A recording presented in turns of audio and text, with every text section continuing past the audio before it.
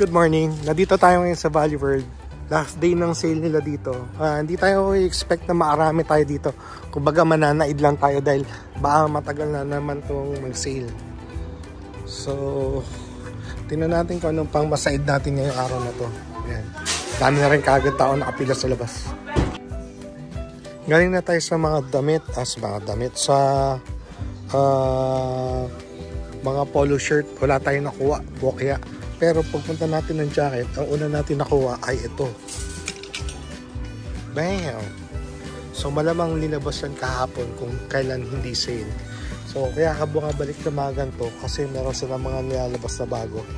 Yan, para sa mga chamba. Okay na tayo actually, pero let's see kung ano pa makukuha natin.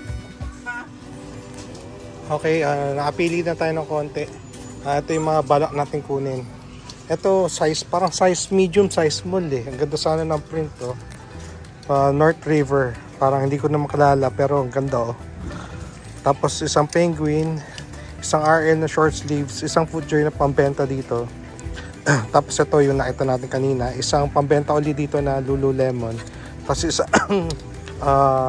Levi's na pants. Tapos ito ay para sa kaibigan ko. Tapos meron ako nakita dito na mga short size 44 and 46. Ibebenta ko lang doon sa parking lot, cash out ko sa Wednesday. Nakatakot doon dahil 31 pieces. Pero kinausap ko na siya. Sabi niya, G daw siya, G. So titignan natin ha. Tapos yan, meron tayong size 9 na Lacoste, size 9 na Cole Haan, tapos isa pang Cole Haan na Dazzle. So, yan ang balak natin kunin ngayon. Tapos meron pa dito, Carhartt. Ito pinag-isipan ko lang laruan, no? Yan. So, tingnan natin na. Yan, marami-rami yan. So, tapos na tayo dito sa una nating store, which is yung Valley World. Binili natin yung mga Wrangler na shorts. Yan. Ang total natin dito ay 147 something or 151 something. So, yeah, ang dami. 150. Pag nabenta natin tong mga shorts na to, yan, babayaran tayo ng 150 rin. So, essentially, lahat na nakuha natin ngayon ay libre na.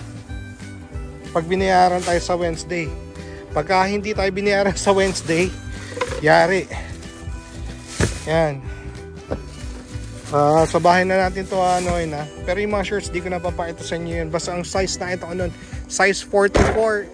And 46. So pabor sa kanya yun kasi isang listing lang o dalawang listing lang, tapos mabibenta niya ng paulit-ulit yung shorts. Minimal effort, tapos sabihin natin mabenta niya ng 20, 22, 24. Ayos na siya dun. 24 oh. Meron na siyang pang stock buong taon. Okay, punta tayo sa susunod. Wala sa ruta natin tong Salvation Army na to, pero madadaanan kasi. Ibig sabihin, wala tayong balak dumaan dito, pero dumaan na rin tayo. At meron tayong nakuha. Hindi naman nasayang yung paghinto natin dito. Meron tayong makukuha isa, at least isa pa lang ha. Isa pa lang ang makukuha natin. Tingnan natin madadagdagan. Ito, quarter zip na Lacoste. Kaso lang size, Sir Mark, size 9 eh. Pero baka kasya sa'yo. Size 9. Dami rin lumabas dito oh. Kaso hindi natin makukuha lahat. Babalikan na lang natin. Hintayin natin mag sale kung aabutan pa natin. Nasa yung isang sleeve nito nasa loob. Anyways, ayan. Yan, ito AFCO, isang quarter zip, isang Blake, isa pang Lacoste, Columbia, Pendleton, Bugatti, pambenta dito, Brooks Brothers, pambenta dito, Alex Cannon, pambenta dito, Big Dogs, pambenta, isa pang Lacoste, isang RL, Penguin, shirt, yan. So, yeah, marami rin lumabas. Piliin lang natin yung kukunin natin ngayon, babalikan na lang natin yung iba. Next spot natin tong Grace Thrift. Dito muna tayo dumaan. Ang laki ng gastos natin today, so dito muna tayo sa malapit para hindi na tayo lalayo kung may makuha pa tayo dito. May kukunin tayo dito isa. Sana isa. ito, The Mountain. Meron na tayong ganito dati, oh. Pero yan, mas magandang condition nito. Tapos idadamay lang natin itong tatlo. Dahil kinuha niya yung mga dream cruise natin, baka sakaling kunin din niya itong mga to. So yan, baka kunin din niya yan sa akin ng tigpa $5. So dagdag natin. Dali tayo sa Value World. Nakausap yung kaibigan kong manager dito. Sarak niya, nakakuha ko ng isa. Ito, quarter zip na size large. Ayan, ganda ng kulay. Kunin natin to, kararating lang natin dito. Ayan, nandito pa rin tayo. May natagpuan na naman tayong isa. Kalintikan, babayad na naman tayo. Ito, Giants on the chalk line. Mas maganda to ang condition na to kaysa nakuha natin Steelers, Buisit, Castos. Next store natin ay St. Vincent de Paul. May makukuha ulit tayong isa. Ito, Nike. Hindi ko alam kung anong model to, pero yan. Tapos meron pa dito mga Carhartt. Iwan ako muna. Ito, may t-shirt sana dito na Carhartt, dalawa magkaparehas. Pero iwanan ko na. Suya na ako, saka hindi ko ganun trip yung kulay. Pag available pa siya bukas, balikan natin bukas. Pero as of now, eto muna kunin natin. Ang dami na, ubos pera. Okay. Next store na tayo. Resale. Council resale. Meron tayo makukuha ang Oakley, Segna, isang Viore, sa isang Tiger Woods, saka isang Grayson. Puro pambenta lang dito lahat yan. So doubling lang natin yung pera natin.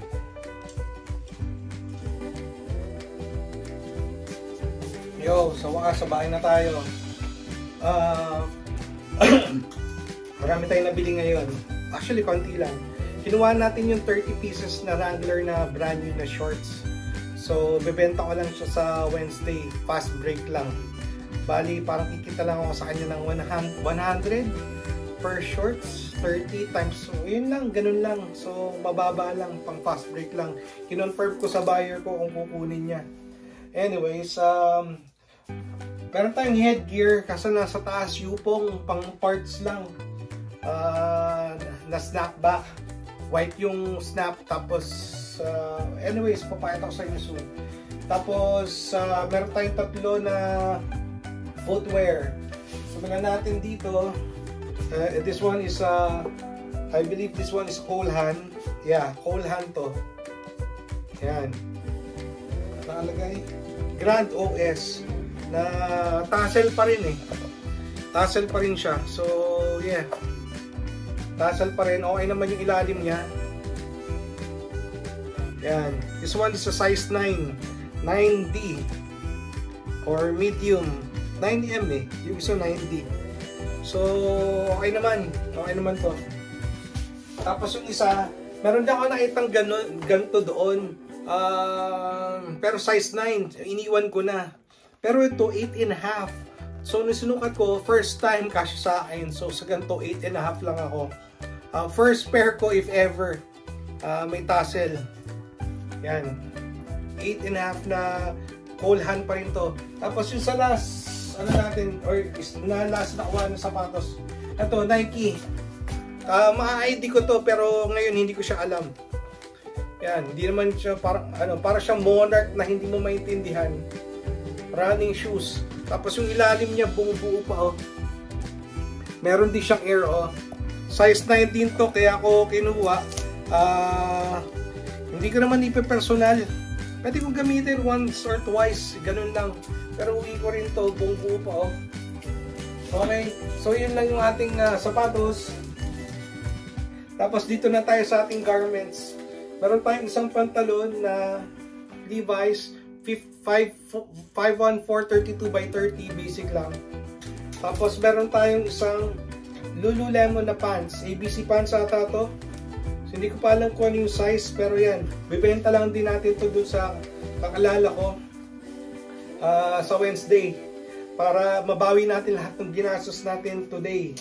Tapos ito, research nyo na lang, Dream Cruise. Bali, dito kasi sa Detroit o sa Michigan, dito yung mga malalaking factory ng mga sasakyan like Ford, GMC, Pontiac. So, yung mga ganun sasakyan, ano. So, dito rin ginaganap yung Dream Cruise, yung mga vintage na cars yearly. Kakatapos lang neto nung weekend. Pumaparada sila sa Woodford Avenue. Alam ko, participants nun, buong mundo, kung sino may kaya na pinaparada nila yung mga vintage ng kotse sa isang mahaba na highway, Woodford Avenue. Yun. So, dahil kinuha niya sa atin ito ng mura lang, kinuha niya sa atin ito ng 5 pesos, $5 lang eh. Pero mura lang naman ang kuha ko dito, parang $1.50 lang dahil naka-sale din. So, kung magiging $5 to, okay na rin. So, meron tayong isa, dalawa, at tatlo. Yan, pare-parehas lang. Tapos, meron tayong nakuha na Tiger Woods na t-shirt o knitted. So, sana bilhin niyo sa atin to ng 10 to 15 para ano, bawi-bawi man tayo dito. Okay, I'm hoping at least 10. Kung bayaran nyo ng 15, mas maganda. And then next one, ito. Madalas to dati sa Bangbang. Ito, makikita nyo to, Big Dogs. Vintage na rin yan. Ito, type niya yan. So, bebenta ko lang din sa kanya to. Baka bilhin lang niya sa atin ng $5 ulit. So, ganun lang. Kung 10 or pumatak ng 6, 7, masaya na tayo sa ganun. Pero, ganun talaga. So, antayin ko lang yung third ko, no. Uwi mo na ako ng Pilipinas soon. Pero not anytime soon. At pagbalik ko dito, ako naman magtitinda sa eBay para yung $2 ko, $3 ko maging 20 naman, no, para maging sulit-sulit. Pero kasi ganito yun, no, pag binili niya kasi sa akin ng $5, for example, pipicturean niya pa yun, ililisting niya pa yun, susukatan niya pa yun, tapos, di ba? Alam niyo yun sa mga resellers na matrabaho rin ng ano ang mag-post. Tapos sasagot ka sa inquiry, tapos mag-shipping ka or tatawaran ka pa, may best offer pa. So, kung pinost mo na, let's say, binili mo ng 5, tapos labor mo dito mataas, sabihin mo ang labor mo dito, binigyan mo ng 5 din yung sarili mo. Tapos, ibebenta mo na 25, let's say, tapos tatawaran, sasabihin 20 na lang, tapos may cut pa ang eBay dito. So, matitira sa kanya basically mga around 10 to 15. Ganun lang din. Kasama na yung labor doon. Ako wala na, binili ko lang, tapos pinasa ko lang sa kanya, basically. So, yun yung ano niya, yun yung at his end, yun, no? So, may tawad pa yun, yung ano pa.